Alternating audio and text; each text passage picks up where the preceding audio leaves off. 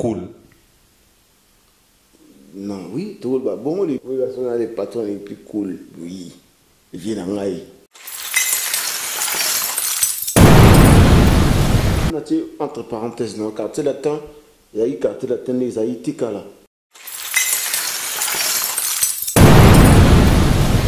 Les aveugles, quel amour, balanakayo pour Nambongo, mamaye. Maïba katisaka ngambo po bazangaka bolingo biso batoto pola mvula zego seko na ye ngom na pesaka fere comme fere ustuko na commission Jean-Franco donc Jean-Franco fere Ndenge salaki non acha pena Jean-Franco liboso acha fere na sima esala ndenge ni.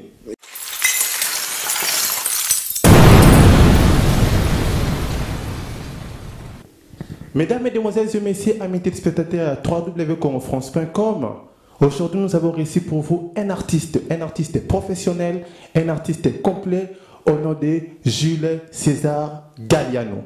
Mesdames, Mesdemoiselles et Messieurs, nous vous rappelons que dans cette émission, on va parler de tout sauf rien avec notre artiste. Bonjour Galliano. Bonjour Didi. Ça va? Ah, Mouké. Tout va bien. To vivre malem mais ta mon kilanzam non c'est pas la bio de pour la culture moi mon malgré mon tokuta na diaspora ben fort na bino to de bon muke donc to le la peine makambo sur le Canada diaspora donc Jules César a soulevé Jules César il s'est bisonano parcours nayo étant qu'artiste. Ouais, on a parcours on a moulay, Saint-Étienne, congofrance.com. Et à la tête que Saint-Étienne a mobile. Donc internet, on va la sur internet. On a parcours on a moulay, on avait dans la Wingé, Tonatonia, on avait dans la maison mère, on avait dans le quartier latin. Lorsqu'on a Ange libre, donc nous vivre là-bas. Na ba moy na ngamu na ba talent na ngamu ko mi qui vient absolument là-bas qui sont na talent on a et puis on a talent on a tout donc faut tout me débriller ba yo ba biso donc na ba talent au Jules César Azanango est-ce que déjà au réaliser tu as vu que réaliser disque dur est-ce que le roni mso se zoze là au biso ba na Congo France.com ba oser là ba na mkimo ba o ba oser là Jules César basé la nini vraiment. Ouais, on a réalisé un disque dur, oui. On a réalisé un maxi single disque dur, on a dit salé, bah koudoudou, bah demoukalinga, bah tu peux me quitter. Et on a fait la préparation, on a 4 solo, bah bilo, on a préparé ce que l'eau on a préparé son album, un album avec 10 titres. Donc nous aussi attend, on a 10 titres donc 5 sur 5. Avant tout l'album de Phoenix, Balandia congofrance.com, Balimbaeba, Jules César, Galliano, J3, comment on se tourne ou tawapi? Gianfranco. Comment toi ne ou tawapi? Ah bah comme vu dans la PC, on a un fiston don fils. On a don fils fiston. Comme parent à PC. Toi bah non à Jules César. Non, tu vas la photo na Gianfranco. Tu as vu on a Jules César. Jules César est petit dans la idéologie, petit dans la quinto côté où il est Rio, bibliothèque moi ça voilà. Pendant que moi vite fait côté là-bas mon livre, il faut ça nous quand beaucoup en biso faut que na mama côté là livre dans la salle boyer, mboka ni mise à la boyer. Donc tout le temps histoire de Jules César. Ok. Tu as autant un livre, on a petit dans la salle. Ah, effectivement Jules César wana zaki bazungisa basala basala boy. Mais ma boma ina sukat. Agite non, c'est bien. Agi mutu mo agi boya. Il faut ça Jules César. Donc, il y a solo, il y a juste ça. Du début à la fin. D'abord, on va mettre dans le petit lobby. La petite, on va appeler ça comme Jules César. Et puis, on a talaye. Oui, donc, à l'obas de la vie ici. Donc, je suis venu, j'ai vaincu. C'est bon. Dans mon client, bon. Donc ça tout est outil qu'on appelle rien dans mon kili mais ça les coquilles dans moi batulora papa Mobutu wana baina Congo ça il faut faire ça c'est plus ça bazaïroa ça qui pouvait bien temps faki ça des gens à Congo bon ça qui l'époque na bon to robo ça n'est jamais papa Mobutu atikali papa Mobutu fait papa Mobutu ex-président Congo ex-président Zaïre ça a aussi la vie dans l'histoire va changer. Donc ça c'est prouve que dans cette émission Tourbillon des artistes, vraiment Toyamba artiste moko ba c'est documentaire. Tout d'abord, l'artiste moko ba très intelligent de Jules César au Kiomo Lisola Jules César a bêté libiso, mais la prochaine émission a bêté la sous bisongo profondément. Jules César bo Galliano. Galliano comme on fait dans Rambo au fiolo midi mon pas on peut s'imboter. Il y a un petit non va on J3 mais on a qu'il faut dans comme sur Galliano et c'est là Galliano va nous réunir ba Griffon on a plus souvent ba pisa ba Galliano on a biso ba tra formité biso ba on relata wana et là on va plus biso dans tout est non ba bilo on a mo on pesa yo et ba Galliano et après mais vieux il ngai kaka petit nous élégant na biso ka kombo Galliano élégant obi o était sur ta pisi kombo. Et puis, patron, c'est mon ex-patron. Donc, petit combo, petit partir le lot, Galliano, élégant. La tenue Galliano, pourquoi? Parce que nous avons avait Galliano. Et puis, nous avons J3, Griffe à Kala, nous avons comme Galliano, élégant, nous avons posé pour vous, Tarayo, nous avons bon. Pour vous éventer, moi, mon agui, vient à mon agui. Donc, Galliano, vous tapez ça qui, donc, Kofi Olomide, vous tapez ça qui, Gilles César, Combo, il y a Galliano. Donc, Gilles César, pour faire plaisir à Junior Bukasa, pour faire plaisir à JB Bamenga, Studio Jonathan à Lyon. Ibisa Biso Kassi J3. J3 J3 Siko, Utaki, Wapi. J'ai tout pas fait l'habitude le roi de la forêt. Où est son Igwe. Puis il va monter dans le bocassé. Il va vendre. Il dit non, où tu peux pas t'attaquer, pas d'orf. Après, ça va comme ya. Ah, Jean-Franco, hein. On m'esco. Ah, faut qu'on m'en. Donc vous avez payé sur Jean-Franco. On va pas changer comme pas. Oh là là là là là. Non, Jean-Franco, hein. Donc faut qu'on m'esco. J'ai trop gris, moi, Gianfranco, est-ce qu'on a moi de Tesco, faut comment, hein? J'ai trop. Moi, comme je suis. Donc, j'ai trop. Mais, viens, on a souvenir, belé à bien, à Rolex, à l'une des pauvres violents, à Sarang, va bien belé, va merveille belé. Oui, après ça, on a j'ai trop. Bien, on a j'ai trop. On a comment appeler ça? Donc, Viona Weranson. Igwe. Igwe. Le roi de la forêt. Les rois de la forêt. Yangiam. Voilà, c'est ça. Donc, Viona, elle m'a vendu à 20 ans. Puis, ça va comme moi, 7 fois champion de Vancouver. Oh, déjà, tu comme 5 combos. 5 surnoms. Il peut quand même vendre la vie sur 100 tâches. Oh, na mon yep na pesa mingi hein. Ah ok, mais il n'y a pas pesa bako mingi, pesi G3, pesi Santage.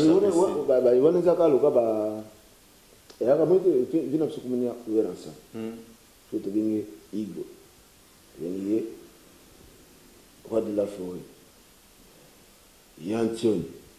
C'est un lion. Donc, on va comme et là, ça va blender.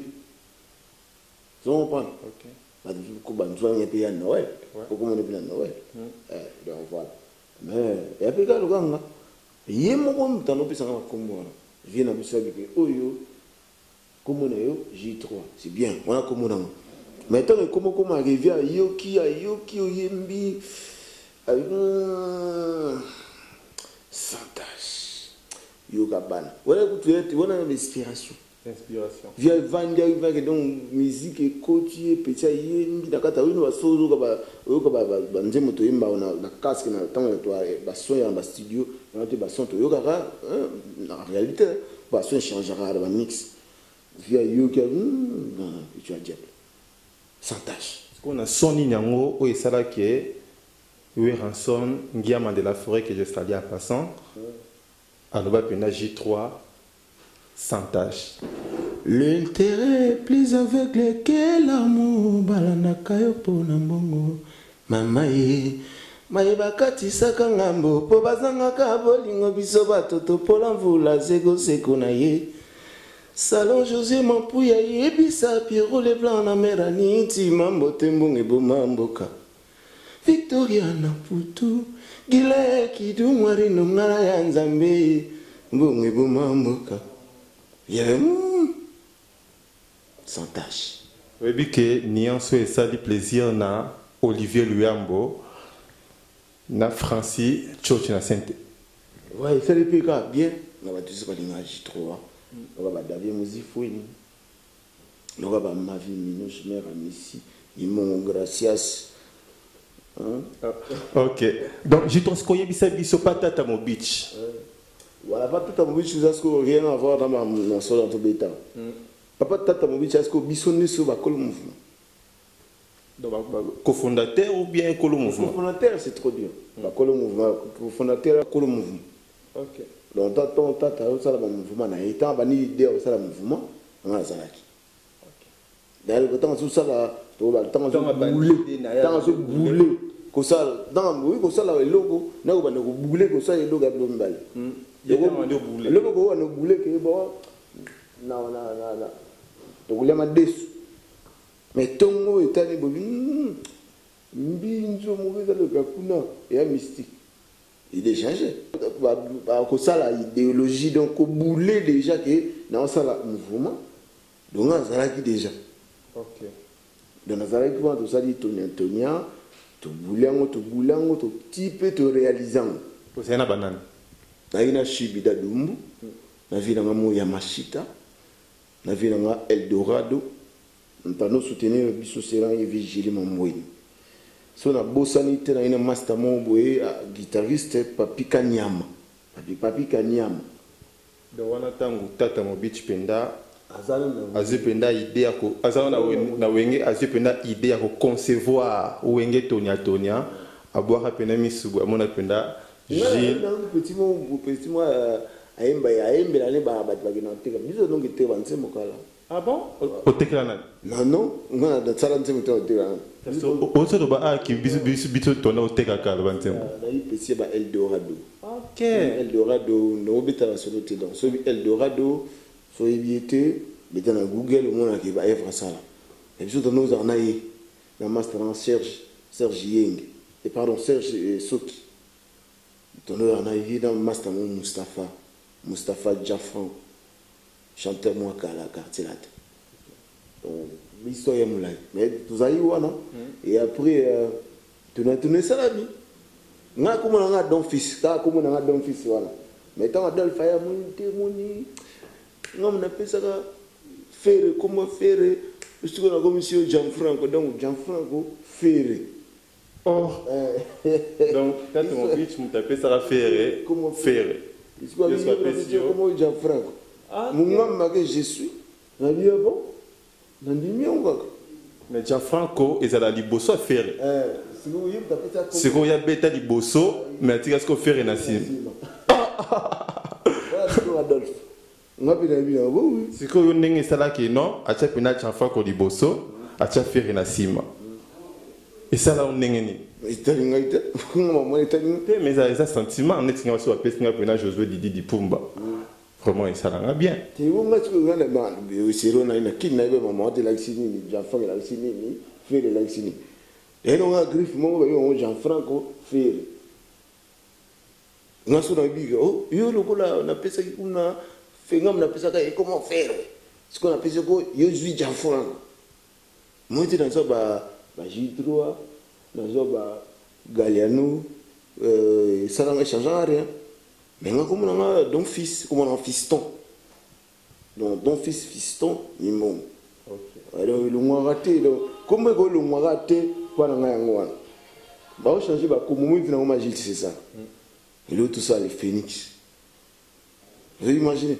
Mais, et là, ils ont changé dans mon thème, bah, viens dans le respect dans mon belé, on a niveau na yo na ligne na rayon mutema na linga on so ne monte na o na linga ye pota vina nga na boye o na linga pota vina nga boye o na pona vina na ba tima ba yima biso beto ba yima mutu na considérer ndenge mo ma bolingo munikati mutu bo passer temps mulai bo passer ba temps ba plaisir belé ba souvenir bien ça temps sous pas ba on sauter mais bon tout ba vina.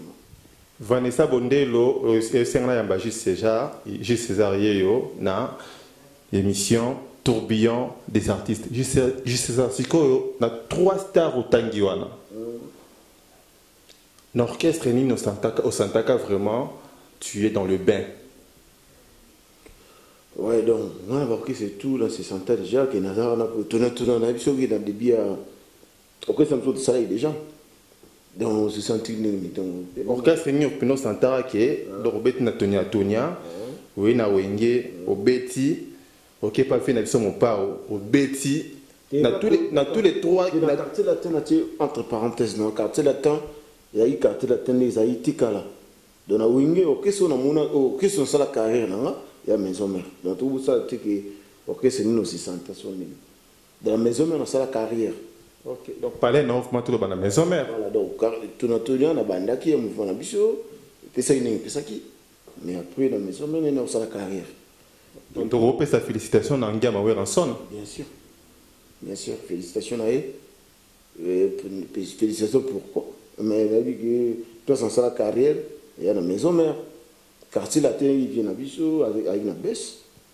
On appelle les papas, on a vu dans la Igwe, à Longwe. Na venanga ambo a proposé un contrat pour nous soutenir et tala la baisse à inao na qui après et puis sinon il peut salir l'eau c'est ça. Dans Werason c'est le patron le plus cool. Non oui tout le bon le plus cool bon on en a le plus mauvais. C'est le plus cool parce que ça les carrières na musicale nous auto-confirmer les bana. Il y a Saint-Étienne, Bana Lyon, Bana Paris, Bana Mokin Mobimba. C'est le plus cool, oui. Il vient en Aïe. Oui, nous avons dit qu'on s'allie carrière, c'est-à-dire aux 8 ans, on s'allie au Bimissi, Moutou. Vient dans Bimissa Bissou. Chico Kava, Yoka Penda, dans Ouveranson, Abimissa, Gilles César. Bimissa J3, Gilles César. Abimissa J3. Il a cité qu'il y a eu dans ma bête, arrivé dans ma bénaïe. Mais dans ma lame, on a une les 4. On a eu ma bénaïe. Tu vas ma bête, tu vas ma télévision. On a ma lame, on a eu ma lame, on a eu un yon, il y a les autres. Ceux qui. Grâce à une Nayambio. Eh oui. Ceux qui ont été. On a bête, carrément, tout le monde s'est imaginé. Tout le monde a été dans valeur, puissance, pouvoir, ou appeler ça une orchestre, il y a un peu de travail qui n'a pas. Mais, donc, ceux qui te disent qu'Adolphe a quitté, mais il n'y a pas de imaginez qu'il y a un peu d'Adolphe. Donc, Bimaki, Naïma, Malgosuba, Naïma, bien, donc c'est Adolphe. Donc, ceux qui Adolphe a quitté, mais il n'y a pas de talent en réalité, mais oui, il n'y a pas de monter. Donc, c'est ça. Viens dans la période, mais ceux qui ont la foule à gagner. Abimisi a commencé à carrière dans un l'hôtel. Elle n'a pas jamais lu quand a passé dans la contre-prise, mais ok, ça va te dans ça là, ok, c'est à terre, on doit balle, qui va jouer pour nous, jouer content, jouer balar, jouer vanille pour écouter. Mais bon, j'ai dit, il y a un choc, moi, blessure intérieure, tu vois, c'est le passé. Donc, tout le monde a qui, Nakin, au Salaka groupe. Tu robin en groupe ou bien groupe d'accompagnement? Non, ou bien orchestre? Non, orchestre, c'est trop dur. Nous pris orchestre, c'est un groupe d'accompagnement. Non. Groupe des artistes. Groupe des artistes.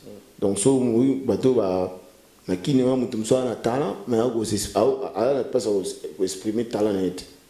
Quand vous avez un tutu, vous avez un bien, si vous avez bien, il y a baya na bango ebele lelo batala na bango basala on par-ci par-là et déranger mutu te bao baza wana bao bazelanga bazelanga bao bazelanga pété de toute façon mutu mo aza te po azelanga c'est non bao c'est là yo parce que ça va nouvelle ou ta king bien sûr vous basinga na ça complète tous les artistes on a tout on a le groupe des artistes donc là ici que sont mon artistes au mingi qui là où il veut wingi qui sont mon qui ni la taboué sur la vie de ma zone OK donc ça doit faire plaisir au municipal mutumo peo akoyi banapel obilo c'est parce que yo ça la groupe des artistes na mis ça dans l'album na smart single na mis ça bango c'est tout on va yemba bien ayembi nga edenga na suga studio na PC 50 €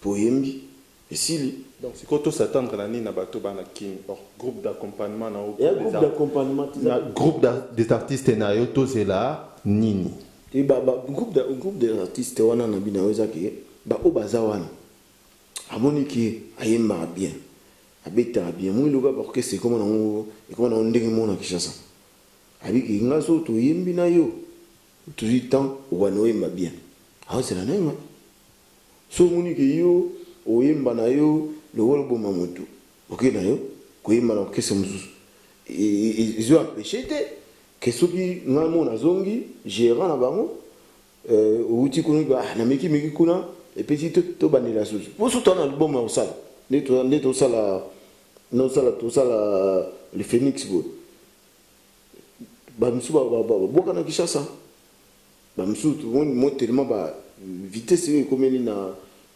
high tech vitesse la technologie et moi c'est na son moko sur son et ils a beauté et ça la beauté en tout monde plusieurs ça na son mot exactement on ça 10 titres donc comment on a chez César donc qui on a disque dur ouais Didi oui je suis arabe disque dur oui est-ce que ça là moi morceau mon côté moi nuance mon côté pour faire plaisir à Junior Bukasa pour faire plaisir à Nathalie Bantumba. Koudoudou, koudoudou, hello, hello, hello mon amour, benganga na chombo, pourquoi tout mon anité, ezala kingana yo, soki mokolo ya rendez-vous, tozala ki kokenda koluka ba profeta.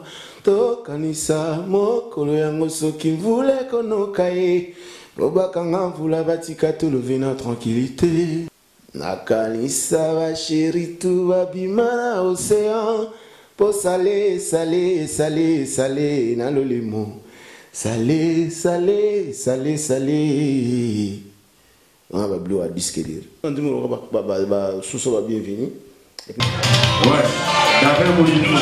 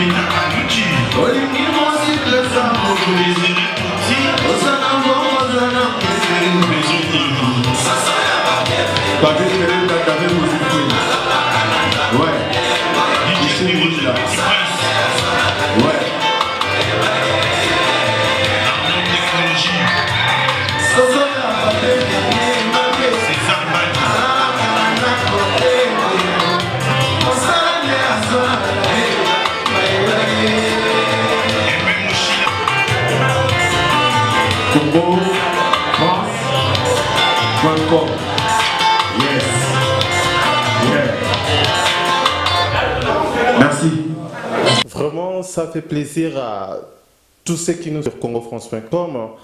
Chanson Oyo tirée l'album et je sais que c'est actualité na yo et ça n'engeni. Tout c'est la nini na année Oyo. Ouais, donc tout dans l'année Oyo, actualité à l'IK. Donc, moi, tout ça, trop. Mon niveau baba qui peut maintenant nous faut y au sala. Donc, dans 8 ans, dans 8 ans. Donc, disque dit en 2011, en 2012, 2013, il y a rebossé. Il y a rebossé dans la fin 2012, début 2000, fin 2013.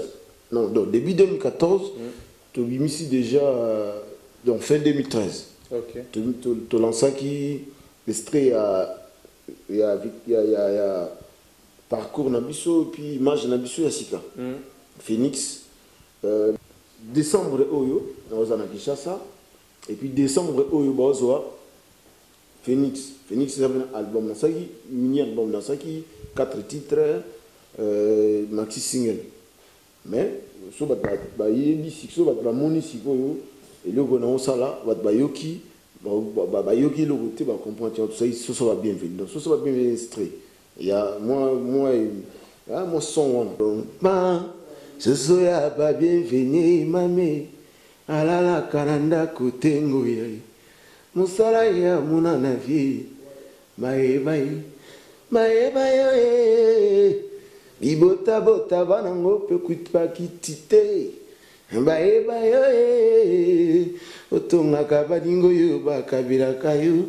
Esala kayo vraiment nini. Okabira kate bato basunga kayo. Negizibite ya vina yo ezanini. C'est ça. Donc, moi, Vraiment, et ça du plaisir, on n'a jamais Kambu. Donc, ce lingo somba diamant na Kanfufu. Diamant na Angola na Kanfufu. Luka jamais Kambu. Décembre, tu vas à Kinshasa. Émission na yo bat balanda, site na balanda, on passe par là. Décembre na Kinshasa. Fin déjà ya ba donc été déjà oyo. Bato baza awa na bato baza na Kinshasa. La publicité va tout qui chasse la publicité zali et puis nga mona okende na Angola na voilà ok nga moko na manager On a un programme non il y a pour cette année. Ouais, donc na ok na été na okende ya Luanda et après ça na zongi et na Kinshasa mais déjà la publicité ba na album na nga liboso Phoenix le Phoenix so mutayibi kiza le Phoenix. Mais si ça les on est salé moi mon bien Phoenix puis tout soit temps pénère décortiquer ce qui nini Phoenix c'est ça non nini perception en flash il y a Phoenix et ça non nini Phoenix c'est demande toujours on peut tenter la préféré peut-être le belangote tout le belara tege les Phoenix one tout le belango le ganakati mais tant on a peu de temps na yo tout le belango oui l'axi boye l'axi bon moi juste avoir la méthodologie grecque tout qui est musique pour te comprendre mais bande wa congofrance.com bani baye ba Phoenix comme on a Phoenix moi on a Phoenix mais flash it parce que album son album sikoyo na roba mo avantage puis que ba mana soif ya ko ba mana soif ya ko ba ose la pena Phoenix et on a oublié que bato wana bana soif wana bana mona besoin ya oyebisanga ba avantage na ba ya oyebisa bango ba avantage na mati bana besoin ya yoka ke o melisinga ini ça dit bon bien vraiment bien et ça ça bienvenue on ça bienvenue ba obisusu côté mususu malobaka mingi batikala na sima ye mokili kaka boye sekolela ye kaka boye Congo Kinshasa Libreville sekosambela sekolela baozela ngo zongo pas tout kini baozela ba nzima ba Eric Mandala ba paradis ba bayoka monter pona nini okei nango kaka na kotie na phase de finition ya ba projet ya mona ngai en première position ezalaki ya kofanda ye na ye mona muti libela nzoka yo na kwena yo ozala ko boule façon ya kose débarrasser nanga au boule imagine oui na imaginer donc ba iluka bon yali et c'est du plaisir na Solange Et ça a plaisir. Cela, c'est en Suisse. Et ça fait na Chico Kavapé. Ça fait plaisir. Et ça fait plaisir na dessiner inda. Batamuka ne ça va toujours plaisir. David Mosifuni. Toujours balinga Jitora, Vita Kaloji. Surtout Mikolo Tobela Petit Nabiso, moi Nabiso, bébé Nabiso. Le plus beau bébé. Les Messi, gracias, le demi-di. Hein? Mbongo. Arnaud Mandala. Grand frère Naé, Jarel Mimou, et puis la mère, nous minus. Donc oui, tout ça, ça a plaisir, tout vivre. Tout vivre. Et puis la si, ça va plaisir, nous regardons dans Jungwaïla. Nous va chanter l'Umba. Bana loi, bana biso, bana faut biso tout beau travail, dans la famille, biso tout ça la tribu na moko. On a loi William Pelenda, Dan Pelenda, Sofiane Pelenda, bali na moko. Et puis on appelle le patriarche papa Pelenda père na biso, mbote. Et puis papa John. Biso zaya tout ça la mosala. Siko olobanini na batu nyonso tout bordanda congofrance.com. congofrance.com en a besoin et yo kamungu à J3 et le bela congofrance.com. Donc congofrance.com, il y a chaîne, site, où il y a ça la bâtiment soit bien, bah bien sûr on a eu publicité na yo roya, on a comme garçon bien éduqué boye, tout ça a intégré boye, dans le site na y a un relaxi boye. Il y a un photo de la côté de la polémique, photo de la côté de la bêtise, photo de la côté de la communauté. Si tu peux faire ça, tu peux comme ça peut, tu peux tomber la paix, tu peux ça peut communauté monnaie. Il y a un bien, hein, ni ça la caca, ni ça la caca par-ci par-là. Donc on a besoin de nuance. Il y a J3 pour na congofrance.com. Congo, Congo, Congo kinda mokili mobima mama congofrance.com et mon ani lelo yo et congofrance.com ah qui dit vraiment et ça du plaisir on a jamais kambu donc so lingo somba diamant na kanfufu ah diamant na Angola na kanfufu luka jamais kambu. Est-ce que tu as un manager? Mesdemoiselles et messieurs, amis téléspectateurs à congofrance.com, nous voilà Toyambeli Bini Lisusu manager. Boye ba manager ya nani? Manager. Il y a artiste moko, professionnel, artiste moko a talent, artiste congolais. Bonjour manager. Bonjour Didier. Ça va? Oui, ça va très bien, merci. Et puis que congofrance.com est un sengominga au yamba au manager. Oui, papi Pelé Napé a laissé mon mingi et a passé dans le site ya congofrance.com. Il y a un refait quota japonais. Voilà, refait quota japonais, plaisir à Poutana à Saint-Etienne. À Bibiso bien, c'est un garçon gentil quoi. Donc congofrance.com mon beau garçon beau. Vraiment un jeune beau avec du bling bling. Osa manager Anani. Bon, dans un manager, il y a artistes et musiciens congolais, J3, Gilles César, Galiano, voilà. Donc, déjà pour la banda, on a s'esquissé, vous savez, on a fait vraiment Nzela Moulaï, quoi. C'est pas dans mes habitudes à hauteur balinette l'émission, je suis pas un artiste, mais bon.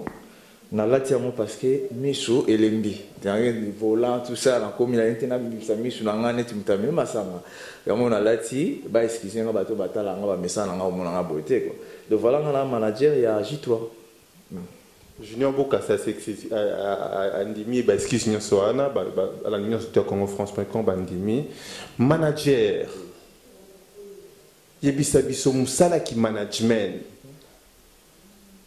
pour na yo. Bon, au moins, Moussalango et comment Batebele, nous on a eu quand même le temps d'apprendre ça. On a été à l'école pour ça. Management, et ça, la publicité intégrée, contact intégré. Donc, c'est-à-dire, moi, dans ça, qu'est-ce que je fais? Tant que on a J3, Gilles César, par-ci, par-là, ça ne vient pas de lui-même, quoi. Donc, il faut qu'il y ait quelqu'un pour lancer un contact et tout. Et façon à se comporter, vie n'a pas auto. Déjà, ils vont comprendre qu'il a fait quand même, là, il a fait, je crois, 3 ans depuis qu'il est ici. 3 ans. Jamais, Bamoulagé na Banganda, jamais Bamoulagé na Château Rouge, jamais. Quel est un rôle, il y a manager. Donc, je contrôle l'artiste à 100%. Il peut rester 5 ans sans rien dans le marché, mais au moins, il aura sa notoriété. C'est-à-dire, moi, le Ronéana et Ozala, ma personnalité et Ozala. Et on va dire non, l'artiste, c'est la Gilles César, J3, elle a toujours un bon difforme. Donc, on a un rôle de manager, alors ça, là tout. Quand là, tu es artiste et musicien, il faut l'en contrôler en haut. Quand tu es artiste et musicien, il faut l'en contrôler en haut. Façon de s'exprimer, façon d'agir devant un public, il faut l'en contrôler en haut. Donc, c'est ça. Et puis, contact pour nous faire avancer l'artiste. Est-ce que le manager, ça a des critères pour un artiste? Bon, oui, c'est des choses qu'on a appris. Hein. C'est-à-dire qu'un manager, déjà, il faut avoir une vision. Quand l'artiste est au joie. Parce que c'est un travail. Et Moussala, mais Moussala nous mérité quelque chose. Moussala pour pas sentiment et tout ça. Et quand tu t'engages avec quelqu'un, il faut que la personne répondre quand même dans ma cambo, ils en ont besoin. Quoi. Et il faut que la personne soit ponctuelle. La raison pour laquelle on a commis déjà, je crois, il était 19h. Tout ça déjà sur le terrain. Il y a des artistes et musiciens où ils vont se comporter terre à terre. Cela veut dire quoi? Tu vas oser là, autant au comme on a lié 20h, tu te présentes à minuit. Ce n'est pas le respect. Donc les gens sont là, ils vont oser là, au comme arrêta, il y a des critiques, tout ça. Et tout ça là, ça ne fait pas du bien même du côté management. Et côté production aussi, c'est des failles. Donc c'est des critères que nous, on a besoin pour nous s'engager dans l'artiste, c'est fondamental. De façon, on a vu comportement. Est-ce qu'il y a eu comme un abandonné bisay? Ceux qui sont en commun accord, oui, tu au marché. Ceux qui sont en commun accord, ça ne sert à rien parce que là, nous sommes ça, ils vont aboutir dans zéro. Voilà un peu. JB Bamenga Studio, Jonathan à Lyon. Manager Yepsabisonan. Est-ce que un bon matin, je peux me réveiller, boyer, dans le lobby qui est bon, nga fani Maléou, na Nantes, na commis manager. Mais à la mouki, à l'obby non, les lots, na kosi na nga koura management, mais les lots, na lingina koma, il y a artiste tel. C'est possible? La réponse est simple. Sosoki, babaki sososo, babaki nguba na safu. J'espère qu'à la Nangouba, pour aller na facilité là, il y a comme là quoi. Yo nous vendions aussi micro yo. Je crois pas que tu étais sorti de chez toi. Directement yo ba nous tourne la question. Faut avoir la déontologie. Déontologie, ça s'apprend pas à la maison. C'est à l'école qu'on apprend ça. Donc j'espère que Mouta Oti Nandaku, Abimi Mbalamoko, pour ça la management. Et c'est tout à fait normal là dans la difficulté parce que vous êtes bien monté. On va prendre dans nulle part. Donc, au Kanama, c'est pas pour rien. Donc, on a beaucoup de managers, hein. Il y en a partout. Mais vous allez voir que, comme on a un moment boyé, même pour s'exprimer, c'est un problème. Parce que quelqu'un qui a fait l'école, quelqu'un qui a étudié, n'aura pas de soucis pour s'exprimer devant les gens.